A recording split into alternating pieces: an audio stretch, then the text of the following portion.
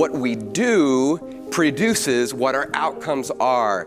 But oftentimes people forget what we do is also based in what we think and what we feel.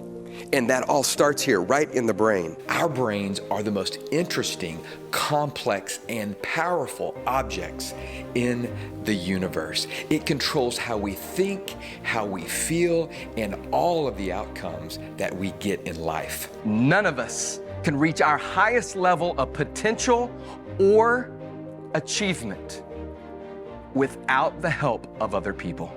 Would you agree with me? Yeah. Now get this, there's something that goes along with this. We can't reach that highest level of potential or achievement without helping others to do the same.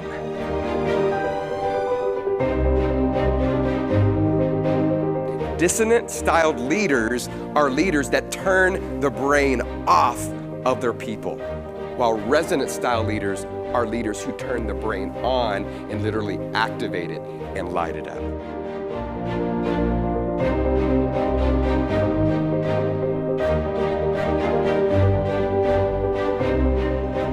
Performance that's here that is what puts people at the level you want them is twofold. It's both individual and team.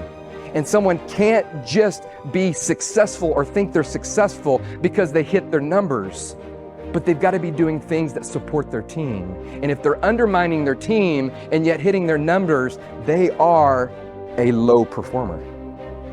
And they must be coached on that.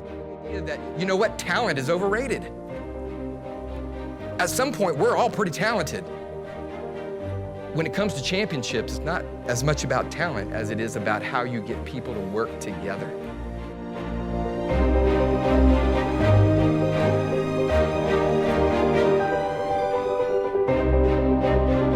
If you want to have a better goal, you have to suppress the reptilian brain that says, oh, I can't do that, or I better not try for that, or I might fail and look stupid. Instead, push that goal up, that stress level.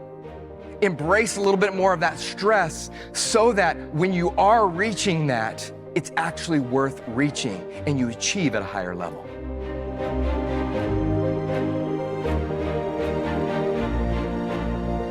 It's the gap. It's the information gap.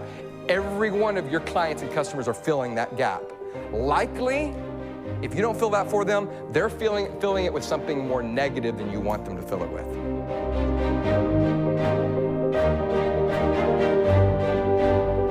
I really believe that the next frontier of leadership is neuroscience, and it's understanding the brain and then how to put into practice some of these simple yet powerful neuroscience principles into our everyday leadership work. Leadership for the next 50 years, it's not micromanagement, it's not barking orders, it's not telling people what they should be doing all the time, but instead it's brain activation through intentional interactions and experiences.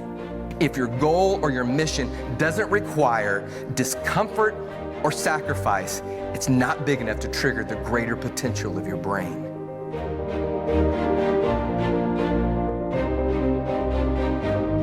And the growers are the people who wake up every day and say, you know what, life is about challenges.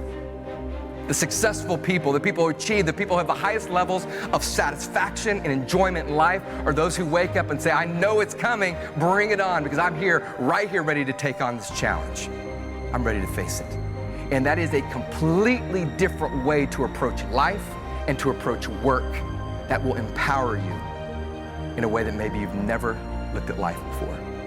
What people will remember in you is how much you invested in them, what you did to help others to become their best. And it's in that that you reveal your greatness.